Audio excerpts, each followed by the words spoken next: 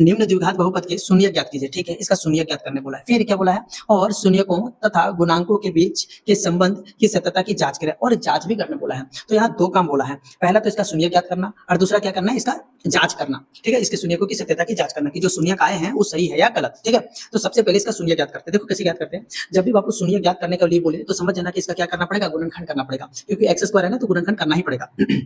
शून्य का मतलब क्या होता है, थोड़ा सा मैं आपको और समझा देता हूँ।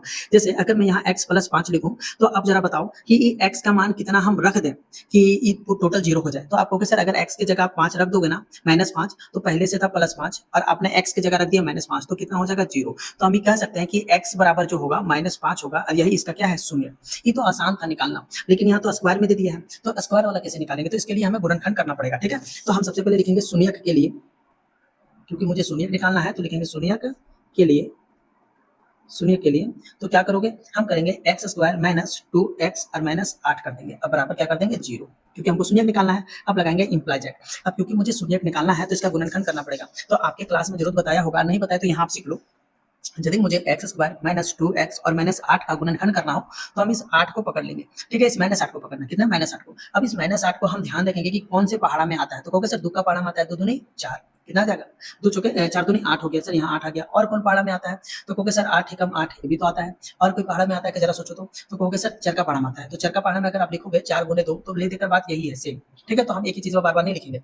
तो आप कहोगे सर 2 पहाड़ा में आता है, 4 दूनी 8 और 8 एकम 8, लेकिन ये तो आ गया। अब यहाँ वाला में देखो, हमें जोड़ने या घटाने पर -2 चाहिए। तो कहोगे सर अगर हम ये 4 और 2 को घटाते हैं, 4 -2 को घटाते हैं, तो मेरा 2 आ जाता है, 2 आ जाता है। लेकिन 8 और 1 को घटाएंगे तो आएगा क्या, नहीं। तो मेरा यही फाइनली बन गया, क्या बन गया, 2 और 4। अब एक बात बताओ, हमको तो चाहिए -2 और यहाँ है आ कितना रहा है, +2। तो हमें -2 कैसे लाएंगे, तो हमें काम करेंगे सर, छोटे में बड़े वाले को घटा देंगे तो -2 आ जाएगा। ठीक ना। तो अब हम क्या करेंगे, आप पता है, -2x की जगह -2x ना लिखकर अब हम ये वाला लिखने वाले हैं, 2 माइनस, यहाँ प्लस छिपा हुआ है, +2 -4। ठीक है, तो अब आगे आते हैं। देखो अब यहाँ एक्स स्क्वायर लिखेंगे। अब हम इस -2x की जगह -2x नहीं लिखेंगे, इसके जगह हम लिखेंगे जो हमने यहाँ निकाला था, कितना निकाला था, 2 और -4। तो हम लिखेंगे +2x, क्योंकि यहाँ x है इसलिए x लिख दिया, और -4x लिख देंगे, और -8 है तो -8 कर देंगे, बराबर 0। कई टीचर आपको बताते होंगे कि 8 का एलसीएम ले लो। हाँ, 8 का एलसीएम भी ले लेते हैं, लेकिन ये बड़ी संख्या नहीं ना है, छोटी संख्या आराम से पता चल गया, इसलिए हम एलसीएम नहीं लिए। ठीक ना, बहुत बड़ी बड़ी संख्या आते हैं तब हम एलसीएम लेकर प्रयोग करते हैं, अभी एलसीएम लेने की आवश्यकता नहीं थी। ठीक है, चलो आगे चल देंगे। अब इसमें क्या करेंगे सर,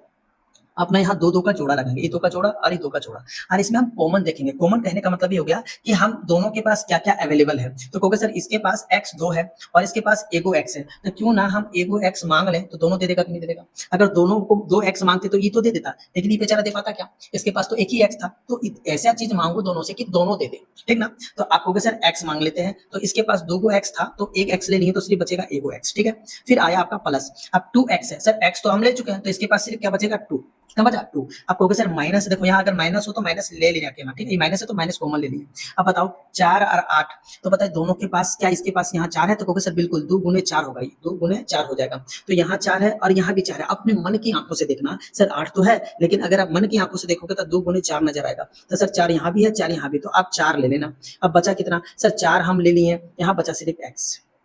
सर माइनस हम ले लिए, तो यहाँ बच जाएगा प्लस। ठीक है, माइनस कॉमन निकालोगे तो माइनस से क्या बन जाएगा, प्लस। अच्छा, ये 2 गुने 4 था, 4 तो हम ले चुके हैं, बचा कितना, 2, तो यहाँ 2 ले लेना और बराबर क्या कर देंगे, 0। समझ में आए बात की नहीं। इसके बाद अब हम क्या करेंगे सर, आप देखो x + 2 और x + 2, तो अब यहाँ लिख देना x + 2, और जो बचल कुचल है वो यहाँ लिख देना। जैसे x बच गया और यहाँ बच गया -4, यहाँ लिख देना, अब बराबर क्या कर देना, 0। अब एक इस तरह से छोटा सा पेट फाड़ना यहाँ पर, और एक बार लिखना x + 2 = 0, और एक बार लिखना x - 4 = 0, मतलब दिस बराबर 0 और दिस बराबर 0। ठीक है, एक बार अब जब इतना कर लोगे तो सर x बराबर कितना आ जाएगा सर, ये तो उधर जाएगा तो -2, और इसको मान लेना बाबू आप अल्फा। ठीक है, और इंप्लाई जेट x बराबर उधर जाएगा तो सर +4 आ जाएगा, इसको मान लेना बाबू आप बीटा। ठीक है, अभी क्या निकला सर, अभी सिर्फ शून्यक निकला, तो हम लिख सकते हैं अतः बहुपद के 2 शून्यक लिख सकते हैं, अतः बहुपद के शून्यक। द्विघात बहुपद लिखना था, हमने सिर्फ बहुपद लिख दिया। अब लिख सकते थे द्विघात बहुपद के शून्यक, शून्यक बराबर कितना कितना है बाबू बताओ, -2 और 4। एक ये आंसर हो गया आपका। लेकिन एक चीज और बोला था ना कि जांच करने, अभी तो हम सिर्फ शून्य याद किए हैं, अभी हम जांच किए कहाँ है, तो हमें जांच भी करना है। तो अब जांच कैसे होगा सर, हम यहाँ लिखेंगे जांच, जांच, जांच लिखेंगे और लिखेंगे यहाँ यहाँ इस बहुपद के हिसाब से चलेंगे a बराबर, देखो जो ये बहुपद है ना, अब यहाँ हम आपको समझाते, देखो अगर हमें क्या बहुपद दिया है sir, x square minus 2x और क्या था माइनस 8 दिया था। अगर आप देखोगे जो बहुपद का व्यापक रूप होता है वो क्या होता है, x square plus b x और प्लस सी होता है। तो कहोगे सर एक्स स्क्वायर और यहाँ क्या छिपा होता है, एक, तो इस ए की जगह में एक है, तो हम यहाँ ए की जगह कितना लिखेंगे, एक, कोमा फिर बी। अब बी की जगह कितना है, देखो तो सर एक्स की जगह एक्स है और बी की जगह यहाँ 2 है, तो यहाँ बी प्लस में है और यहाँ माइनस में, तो बी की जगह यहाँ -2 लिखेंगे, ठीक है।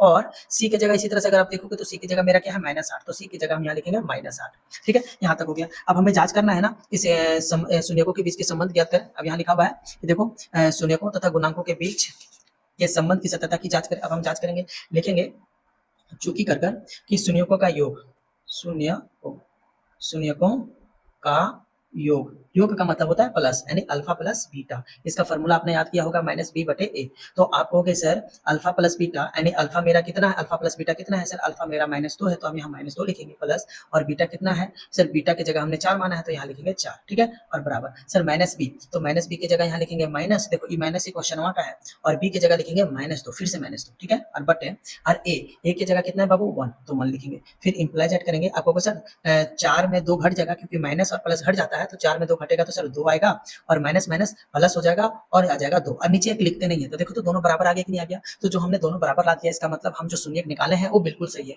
अभी हम योग निकाले हैं, हमें गुणांक भी तो निकालना है, क्योंकि अभी शून्यकों का योग तथा गुणांक दोनों निकालना पड़ेगा ना। चलो अब अगला देखेंगे। अब हम लिखेंगे दूसरा, और अब हम निकालने वाले शून्यकों का गुणांक, शून्यकों का गुणनफल। तो सर शून्यकों का गुणनफल क्या होगा, तो शून्यकों का गुणनफल क्या अल्फा गुने बीटा होता है, अल्फा गुने बीटा, और इसका फॉर्मूला होता है c/a, इसका फॉर्मूला होता है c/a। तो अब हम क्या करेंगे सर, आप देखो तो अल्फा गुने बीटा, तो -2, अल्फा की जगह लिखेंगे -2 और बीटा की जगह लिखेंगे 4 गुने 4, ठीक है। और c का मान हम यहाँ निकाल चुके हैं, कितना है -8, और बटे ए का मान निकाल चुके हैं 1। अब देखो तो गुना कर 4 दूनी -8 हो जाएगा बाबू, 4 दूनी 8, माइनस से माइनस, और यहाँ -8, एक लिखते नहीं, तो देखो तो दोनों बराबर आ गए कि नहीं आ गए। तो इसका मतलब हमने जो जांच किया है, यानी जो हमने शून्यक निकाला है वो बिल्कुल सही है, ठीक है।